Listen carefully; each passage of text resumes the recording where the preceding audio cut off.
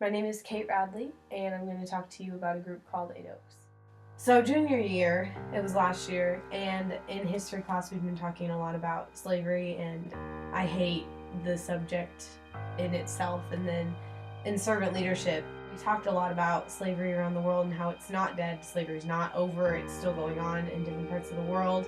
So I was really mad that day because it just kept coming up. And then later in English, we got a writing assignment to write about something that bothered us. And I wrote this super negative, like 5-page long thing, just saying, this is dumb, slavery is the worst thing, and we can't do anything. Then the next day we have chapel on Wednesdays, and Ted actually came and spoke, and he said, hey, if any of you are interested, we're going to save 8 girls off of this lake in Ghana.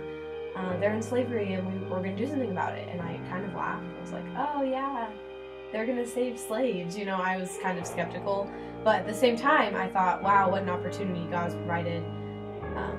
I don't like this issue, and here's something I can actually do about it. Teddy went on a trip to Ghana, Africa, I don't know how long ago, a couple years ago, and he visited this place called the Father's House International.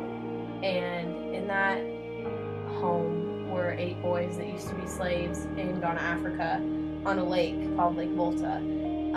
And there are a lot of slaves on there. They do a lot with the fishing industry, and just good things don't really happen there that often. So it's just not a good situation for these kids to be in. And the Father's House rescued them out of that, and now there's 8 boys living in this home.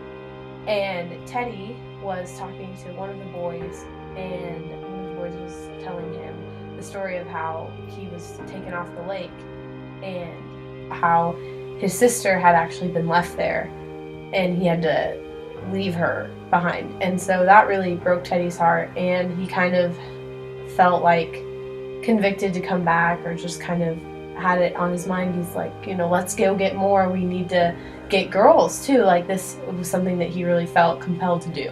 And so he came back. He really wanted to target high school students to help raise the funds and kind of be involved in this ministry. Now there are actually 8 girls who have been rescued, and they have a home, and they have people taking care of them. They just started school not that long ago, and they're enjoying it.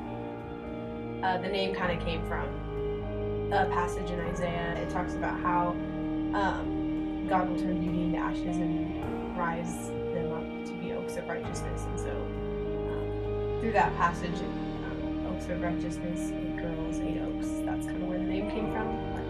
It's taught me a lot about just materialism and how material things are not as important as America, and not even America, the world makes it out to be. It's taught me not to just love the girls in Africa, but also love people here. That way I don't just say, I love these girls in Africa, but, you know, I hate this girl in my class and stuff. So that's been kind of hard, challenging myself to not just love people that are easy to love, but to love people that are even hard to love.